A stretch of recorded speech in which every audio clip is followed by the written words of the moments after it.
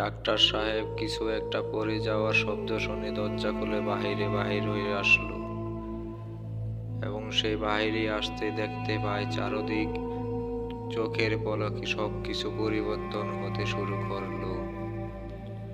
Doctor সাহেব দেখতে পায় তার পায়ের নিচের মাটিগুলো পরিবর্তন হয়ে আগুনের শিখার মতো ধাউ ধাউ করে জ্বলতে শুরু করলো। তার সামনে বিশাল দেহী এক ডানবাকৃতির এক অবয়ব দাঁড়িয়ে আছে। সেই দানবটি দেখে চিৎকার করে উঠল এবং বলতে শুরু করলো, আমি এই কোথায় এসে পড়লাম। দানবটি তখন ভয়ঙ্করভাবে খিলখিল করে হাসতে শুরু করলো আর বলে উঠল,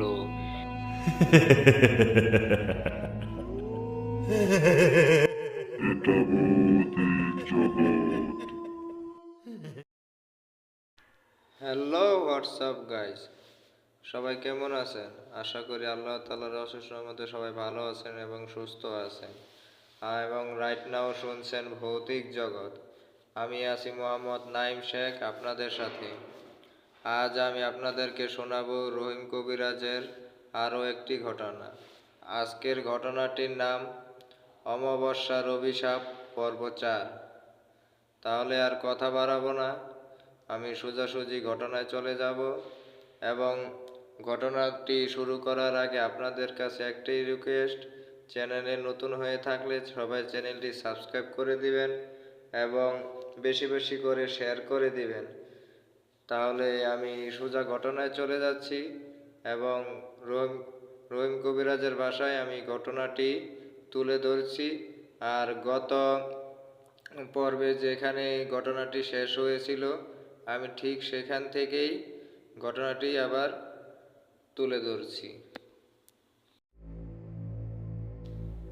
সেই দিন রাতটা কোনো রকমে অনেক কষ্ট করে কাটাই। তারপর ফজরের আজান দিলে ফজরের নামাজ পড়তে আমি মসজিদে যাই। মসজিদে যাওয়ার পর আমি ইমামের সাথে কথা বলি এবং তাকে বলি, এর আগে আপনি কোন আলেমের কথা জানি বলেছিলেন, তার সাথে কি আমায় একটুখানি যোগাযোগ করিয়ে দিবেন? তাহলে অনেক উপকার হতো।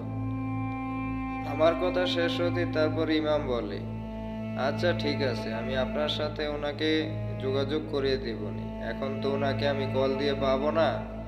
তাহলে একটা কাজ করুন, আপনি মাগরিবের সময় মসজিদে নামাজ পড়তে আসবেন, তখন না এই কথা বলিয়ে দিব। আমি একটা কাজ করব নি, আপনার সাথে ওনার সাথে সরাসরি কন্টাক্ট করিয়ে দিব। আপনারা সামনাসামনি কথা বললেন, আমি আপনাকে ওনার বাসায় নিয়ে যাব নে। আপনি সরাসরি আলেমের সাথে কথা বললে আপনি ভালো মতো বোঝাতে পারবেন। আমি ইমাম সাহেবের কথা শুনে একটু হাসি মুখে ইমাম সাহেবকে বলি, আচ্ছা ঠিক আছে ইমাম সাহেব, আমি তাহলে সন্ধ্যার সময় আসব এবং আপনি আমাকে আলেম সাহেবের বাসায় নিয়ে যাইয়েন। তারপর আমি ইমাম সাহেবকে বিদায় দিয়ে বাসায় চলে আসি। বাসায় এসে আমি রুমে প্রবেশ করি। রুমের প্রবেশ করে দেখতে পাই সেই গন্ধটা এখনো আছে, সেই দুর্গন্ধটা এখনো যায়নি। আমি এতগুলো এয়ার ফ্রেশার মারলাম, তারপরও সেই গন্ধটা রয়ে গিয়েছে, এখনো গন্ধটা যায়নি। তারপর আমি তিশাকে বললাম, আজ তুমি ওই পাশের রুমটায় থাক। তারপর আমি তিশাকে বলি, ইমাম সাহেবের সাথে কথা বলেছিলাম, ওনাকে সব কিছু খুলে বললাম এবং উনি বলেছে আজ সন্ধ্যার সময় একজন আলেমের কাছে নিয়ে যাবে। আমি আজ আলেমের সাথে কথা বলে আসি এবং দেখি উনি কি বলে। চিন্তা করো না, ইনশাল্লাহ সব ঠিক হয়ে যাবে। আল্লাহ যা করবে সব ভালোটাই করবে। আমার কথা শেষ হতে তিশা আমায় বলে, আচ্ছা ঠিক আছে। তারপর আমি তিশার সাথে আর কিছুক্ষণ কথা বলি। তারপর সময় মতো আমি অফিসে চলে যাই এবং বিকালবেলা অফিস থেকে আসি। বিকালে অফিস থেকে এসে ফ্রেশ হয়ে আবার সন্ধ্যার সময় আমার নামাজ পড়ার জন্য আমি মসজিদে যাই এবং ইমামের সাথে কথা বলি। তারপর মাগরিবের আজানের পরে নামাজ শেষ হলে আমি আর ইমাম সাহেব আলেমের কাছে যাই। প্রিয় লিসনারগণ, আপনাদের বুঝির সুবিধার্থে আমি আলেম সাহেবের পরিচয় দিয়ে নিচ্ছি। আলেমের নাম মোহাম্মদ উসমান। তার সাথে দুটি জিন থাকে। মূলত এই দুইটি জিনের মাধ্যমেই সে কাজ করে থাকে। তাহলে তার পরিচয় তো মোটামুটি দিলাম, এখন তাহলে আবার মূল ঘটনায় ফিরে আসি। আলেমের কাছে যাওয়ার পর আলেম সাহেব আমাকে আমার সমস্যার কথা জিজ্ঞাসা করে। তারপর আলেম সাহেবকে আমি আমার সব সমস্যার কথা খুলে বলি। তারপর আলেম সাহেব আমাকে একটি কাগজটি আমার হাতে দিয়ে আলেম সাহেব বলে, এখানে আপনার নাম আর আপনার স্ত্রীর নাম লিখুন এবং আজকের মতো চলে যান। আমি আজকে রাতে খোঁজ খবর নিয়ে আমি আগামীকাল বা তার পরের দিন আমি আপনাদেরকে সবকিছু জানাবো। আজকে আমি খোঁজ খবর নেই। তারপর কাগজটিতে আমি আমার নাম এবং তিশার নামটা লিখে দিই আর আলেম সাহেবের হাতে কাগজটা দেই। তারপর আলেম সাহেব আমাকে বলে, আপনি একটি কাজ করতে পারেন, আপনি আগামীকাল বিকাল 5টার দিকে আপনি আমার কাছে আসবেন। তারপর আমি আজকে রাত্রে কোনো খোঁজ খবর পেলে সেটা আমি আপনাকে আগামীকালকে জানাবো, কেমন? তারপর আলেম সাহেবের সাথে আর কিছুক্ষণ কথা বলি, তারপর আমি বাসায় চলে আসি। ইমাম সাহেব আর আমি আমার বাসা থেকে প্রায় 500 থেকে 600 মিটারের দূরত্বে ছিলাম। আমরা দুজন কথা বলতে বলতে আসছিলাম। আমি হঠাৎ আমার পাশে কিছু একটা আমি অনুভব করি। আমার কাছে মনে হতে থাকে আমার আশেপাশে কিছু একটা আছে, কোনো অস্বাভাবিক কিছু আছে যেটা আমি দেখতে পাচ্ছি না। আমি একবার ডানে একবার বামে তাকাচ্ছি, একবার পিছনে তাকাচ্ছি, আর আরেকবার আমি সামনের দিকে তাকিয়ে দেখছি, কিন্তু আমি কিছুই দেখতে পাচ্ছি না। আমি বারবার একবার সামনে একবার ডানে একবার বাঁয়ে একবার পেছনে তাকাচ্ছি দেখে ইমাম সাহেব আমায় জিজ্ঞাসা করে, আপনি এমন করে বারবার কি দেখছেন? কি আপনি কি কিছু খুঁজছেন? আমি তখন ইমাম সাহেবকে বলি, ইমাম সাহেব আমার কাছে মনে হচ্ছে আমাদের পাশে পাশে কিছু একটা আছে। আমার কাছে কেমন জানি ব্যাপারটা অস্বাভাবিক অস্বাভাবিক লাগছে। তখনই আমি আমার কানের কাছে আমি ফিসফিস করে শুনতে পাই, इसको भी मरना होगा, इसको भी मरना होगा, इसको भी तो बचा नहीं पाएगा, मैं इसको मार दूंगी, कोई भी बचा नहीं पाएगा, तू जिसके पास जाना चाहता है जा ले, तू जा ले, लेकिन उसको भी बचा नहीं पाएगा, मैं इसको भी मार दूंगी, इसको भी मार दूंगी मैं।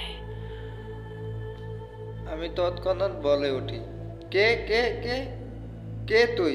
সামনে আয়। কানের কাছে ফিসফিস করে কি বলছিস? হাওয়ার সাথে মিশে তুই আমাকে কি বলছিস? সামনে এসে বল, তোকে আমি কি ভয় পাই নাকি? সামনে আয়। কে তুই মারবি? কে তুই আমার বাচ্চাকে মারবি? হঠাৎ আমি এমন চিল্লাচ্ছি দেখে ইমাম সাহেব আমাকে বলে, কি হয়েছে শুভ সাহেব, আপনি এমন করে চিল্লাচ্ছেন কেন? আপনি কাকে কি বলছেন? ইমাম সাহেবের কথা শেষ হতে না হতে আমি ইমাম সাহেবকে বলি, ইমাম সাহেব আমার কানের কাছে কে জানি এসে বলল আমার এই বাচ্চাকে নাকি মেরে ফেলবে, আমরা নাকি তাকে বাঁচাতে পারবো না। তারপর ইমাম সাহেব আমাকে বলে, আপনি আয়াতুল কুরসি এবং 3 কুল পরে শরীরে ফু দিন। তারপর ইমাম সাহেবও পড়ে এবং আমিও পড়ি, পরে নিজেদের শরীরে ফু দেই। তারপর ইমাম সাহেবও তার নিজের বাসায় চলে যায় এবং আমি আমার নিজের বাসায় চলে আসি। বাসায় আসতে আসতে প্রায় রাত 9টার মতো বেজে যায়। বাসায় এসে খাবার খেয়ে শুতে শুতে প্রায় 10টার মতো বেজে যায়। এই বলে শুভ সাহেব আবারও থেমে গেল। আমি শুভ ভাইয়ের দিকে একদৃষ্টিতে তাকিয়ে আছি। তারপর সে কিছুক্ষণ চুপ করে থাকে এবং বড় একটি নিঃশ্বাস ফেলে আমাকে বলে, রহিম সাহেব, জানি না কোন পাপের শাস্তি আল্লাহ তাআলা আমাদেরকে দিচ্ছে।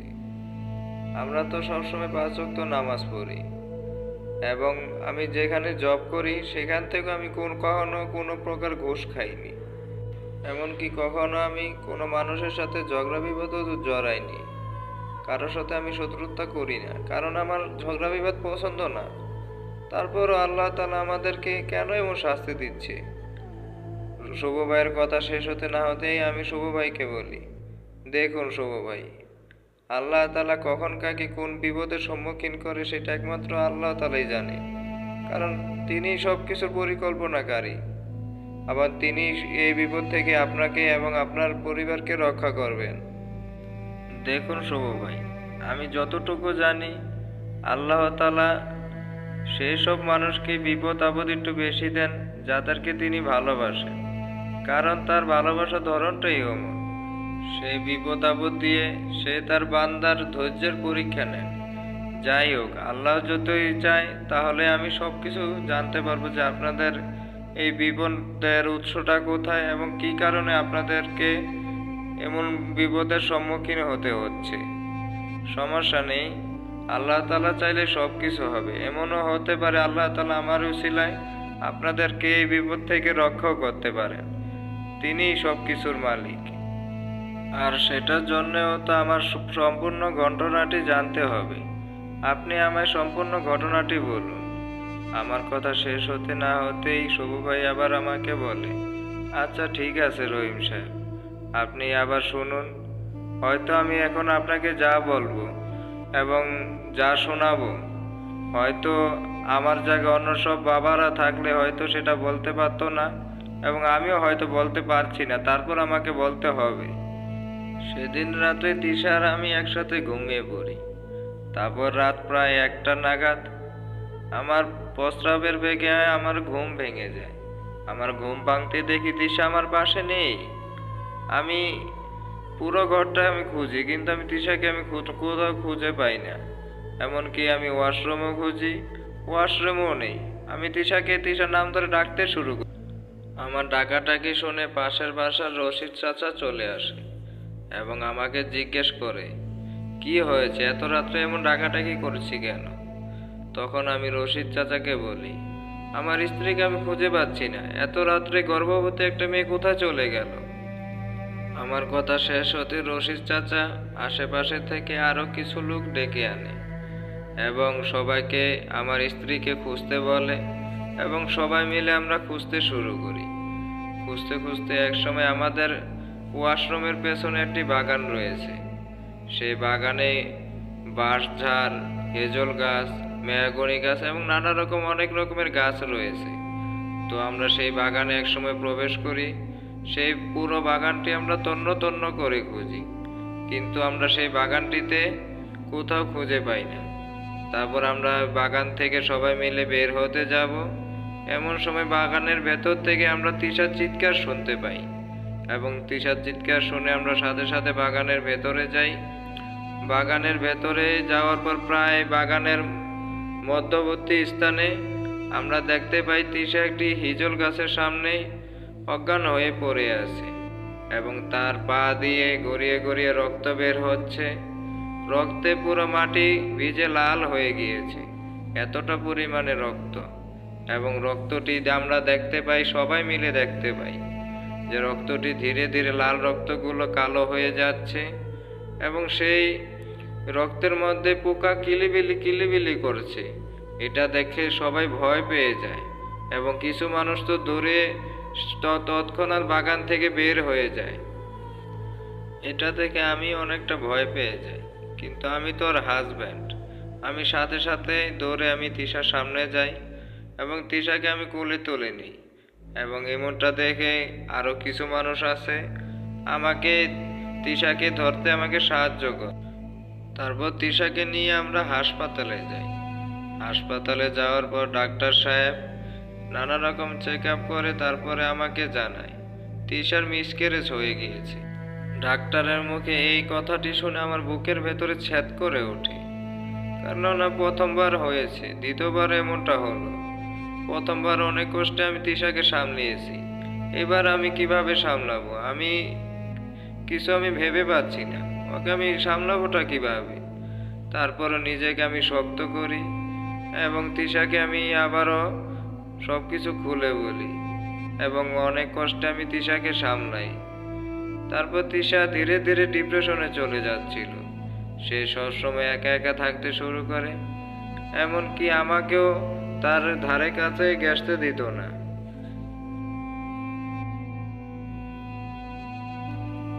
আজকের মতো এই পর্যন্তই প্রিয় লিসেনারগণ। ঘটনাটি কেমন লাগলো সবাই কমেন্টের মাধ্যমে জানাবেন এবং চ্যানেলে নতুন হয়ে থাকলে অবশ্যই চ্যানেলটি সাবস্ক্রাইব করে দিবেন এবং পাশে থাকা বেল আইকনটি বাজিয়ে দিবেন, যাতে আমার পরবর্তী ঘটনাগুলোর নোটিফিকেশন সাথে সাথে আপনাদের মোবাইলে চলে যায়। তাহলে আজকের মতো আমি বিদায় নিচ্ছি। আসসালামু আলাইকুম। আল্লাহ হাফেজ।